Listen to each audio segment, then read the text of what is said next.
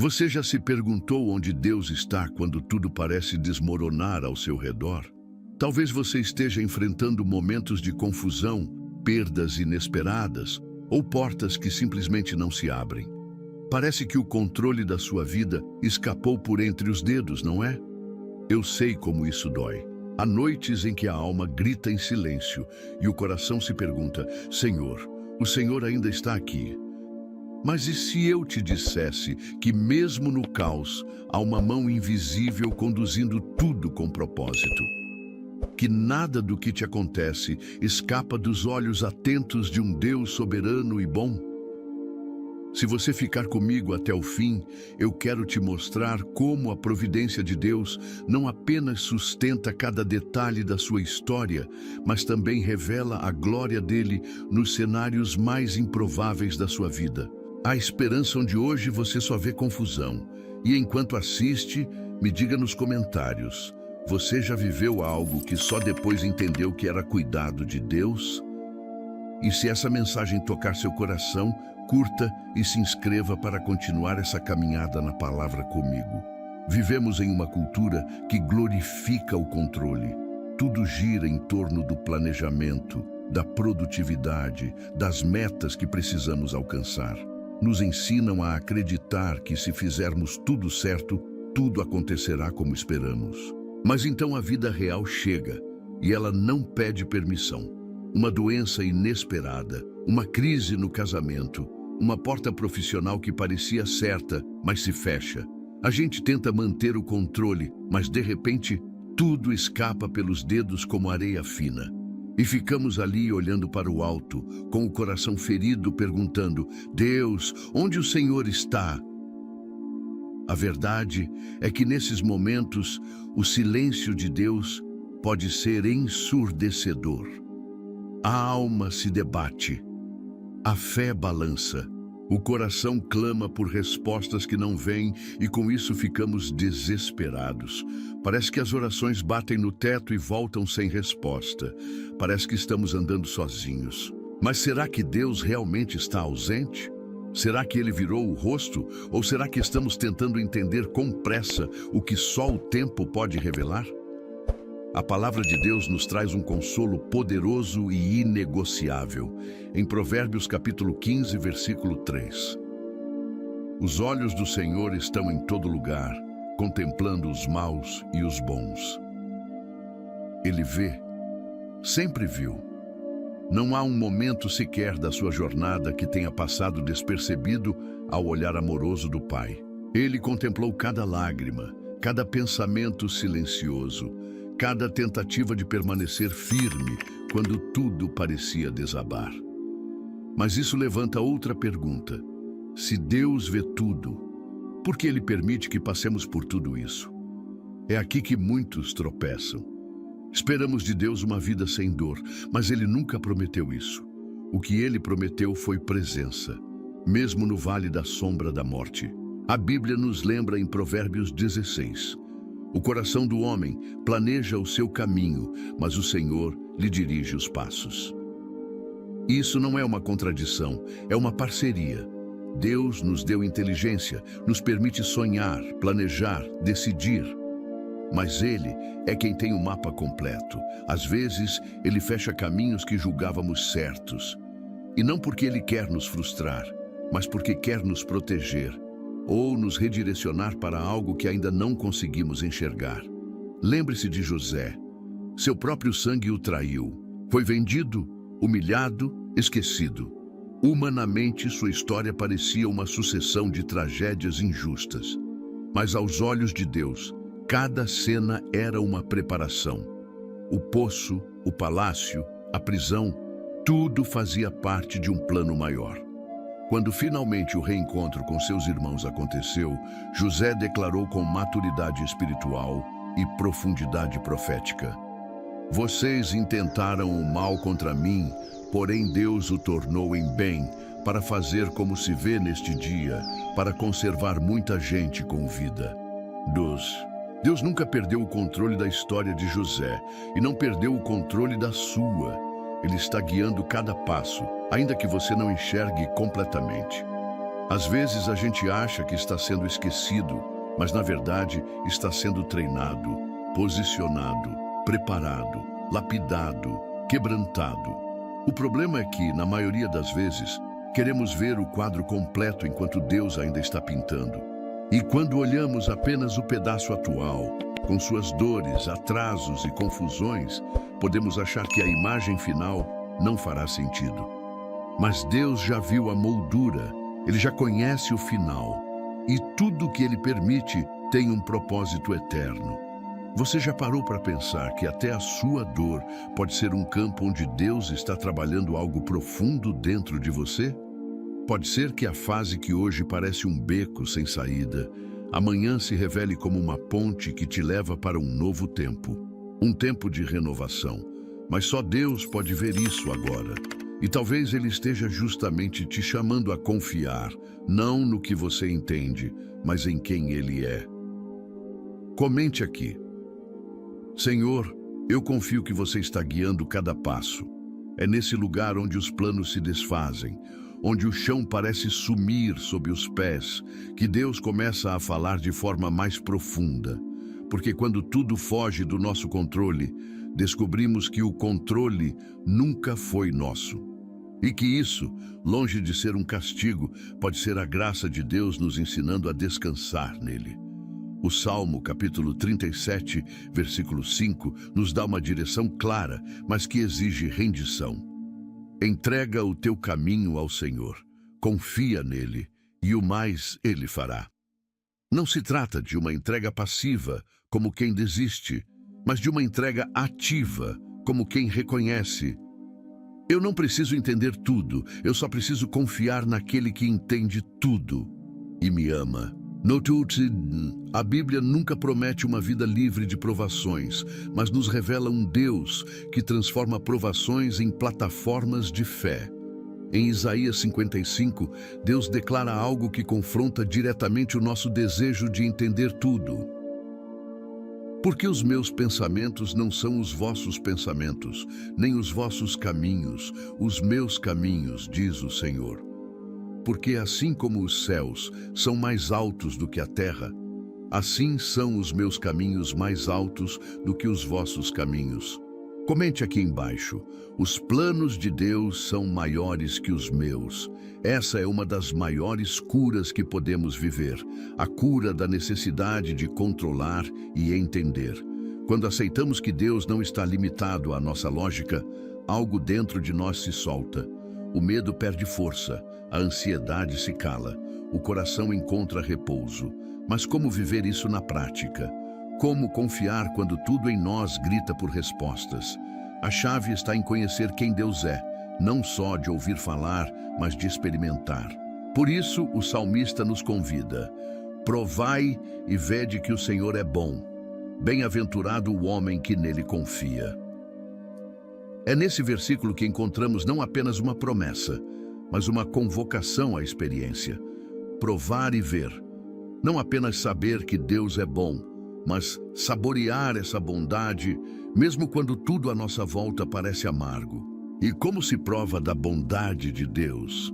Às vezes, é no silêncio de uma madrugada, chorando aos pés da cama, quando tudo o que conseguimos dizer é: Jesus, eu não aguento mais. E ainda assim, sentimos uma paz que não vem de nós. Outras vezes, é naquela provisão inesperada, naquele consolo que chega por alguém que nem sabia da nossa dor, naquela palavra que parece ter sido escrita exatamente para nós. Você já viveu isso? Aqueles momentos em que Deus se revela nos detalhes? É isso que Ele quer continuar fazendo, mas é preciso abrir o coração e confiar, mesmo sem compreender. O apóstolo Paulo também conhecia bem essa jornada. Ele não escreveu suas cartas de dentro de palácios, mas de dentro de prisões, e foi ali, acorrentado, que ele declarou com ousadia: sabemos que todas as coisas cooperam para o bem daqueles que amam a Deus. Romanos capítulo 8, versículo 28.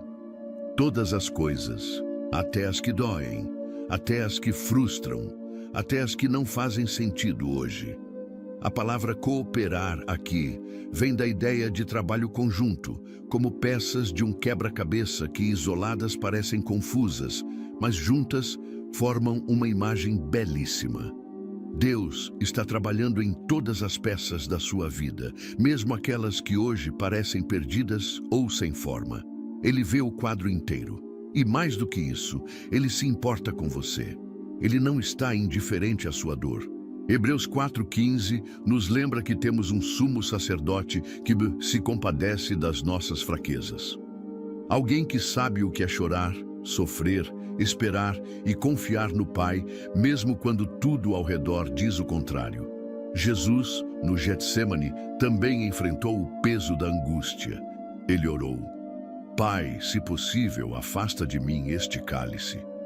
Mas logo completou: Contudo, seja feita a tua vontade e não a minha. Ali está o maior modelo de confiança rendida. Jesus não negou a dor. Ele não fingiu que estava tudo bem, mas ele entregou e foi obediente até o fim. E por causa disso, hoje nós temos vida. Talvez Deus esteja usando essa temporada confusa da sua vida para te ensinar a confiar como Jesus confiou. Não para que tudo aconteça como você espera, mas para que tudo aconteça como Deus deseja. E isso sempre será melhor, mesmo que hoje ainda não pareça. Deus não é um destruidor de planos. Ele é um redentor de histórias. Ele não chega tarde. Ele chega quando já não temos mais nada a oferecer, para que fique claro que foi Ele quem fez. Você consegue imaginar como será olhar para trás daqui a algum tempo e perceber que o que hoje te faz chorar, amanhã será o que te fará adorar com mais profundidade? Confie, mesmo sem mapa, mesmo sem garantias, porque o autor da sua história continua escrevendo e ele não erra, nunca errou, nunca vai errar. Agora que entendemos que a frustração não é sinal de abandono, mas muitas vezes parte do cuidado amoroso de Deus, precisamos responder com ações concretas. Porque fé não é apenas uma ideia bonita, é um estilo de vida. E viver pela fé significa decidir confiar mesmo quando tudo parece desabar. Então, como viver quando nada sai como o esperado? Primeiramente, não fuja da dor. Traga-a para Deus. Na sociedade, temos o hábito de mascarar nossa dor com distrações, atividades, até mesmo com uma religiosidade superficial. Mas Deus nos convida a sermos sinceros. Como o salmista nos Salmos 142, versículo 2, diga: Derramei a minha queixa perante Ele, expus-lhe a minha angústia. Fale com Deus como você realmente está. Você não precisa filtrar suas emoções na presença dEle. Ele não se escandaliza com a sua dor. Ele te acolhe nela. Em segundo lugar, escolha confiar no caráter de Deus e não nas circunstâncias. Muitas vezes, nosso erro é tentar entender a vida a partir dos fatos e não da fé. Mas precisamos inverter isso. Interpretar os fatos à luz da fé. Deus não perdeu o controle e nem nunca perderá. Ele continua sendo bom, mesmo quando tudo parece ruim, e Ele continua guiando a sua vida conforme a vontade perfeita dEle. Ainda que a figueira não floresça, todavia eu me alegrarei no Senhor. Essa é a confiança que supera qualquer expectativa frustrada. Terceiro, olhe para trás e reconheça os cuidados de Deus. Em tempos difíceis, a memória pode ser uma arma espiritual poderosa. Quantas vezes você achou que não ia aguentar e aguentou? Quantas vezes tudo parecia perdido e Deus agiu de maneira inesperada? Relembrar os livramentos do passado fortalece a fé no presente. As suas orações respondidas, as bênçãos já recebidas, pode ser uma forma de renovar a sua alma e te motivar a perseverar no Senhor. Bendize, ó minha alma, ao Senhor, e não te esqueças de nenhum de seus benefícios. Quarto, continue obedecendo, mesmo sem entender. A fé se expressa na obediência, mesmo quando não sentimos nada. Mesmo quando não vemos resultado, continue orando, continue lendo a palavra, continue servindo, continue caminhando, porque muitas vezes o agir de Deus só se revela no caminho. Lembre-se de Abraão. Ele obedeceu sem saber para onde ia, e lá, no meio do desconhecido, ele encontrou a fidelidade de Deus. E por fim, entregue o controle. Essa talvez seja a parte mais difícil, mas também a mais libertadora. Pare de tentar forçar os caminhos, pare de tentar manipular os resultados. Diga como Jesus: Pai, se queres, passa de mim este cálice. Todavia, não se faça a minha vontade, mas a tua. Essa entrega é o maior ato de fé. É quando abrimos mão da expectativa para abraçar a vontade soberana de Deus, que sempre é boa, agradável e perfeita. Talvez hoje você não veja sentido, mas a sua história ainda está sendo escrita. E aquele que começou a boa obra na sua vida é fiel e há de completá-la. Porque sou eu que conheço os planos que tenho para vocês, diz o Senhor, planos de fazê-los prosperar e não de lhes causar dano, planos de dar-lhes esperança e um futuro. Jeremias 29, 11. Você não está à deriva. Há uma mão guiando você. Há um propósito se desenhando, mesmo quando os traços parecem confusos. E no tempo certo, você também vai olhar para trás e dizer: agora eu entendo. Deus estava me ensinando a confiar de verdade. Hoje, você e eu fomos lembrados de que Deus nunca perdeu o controle.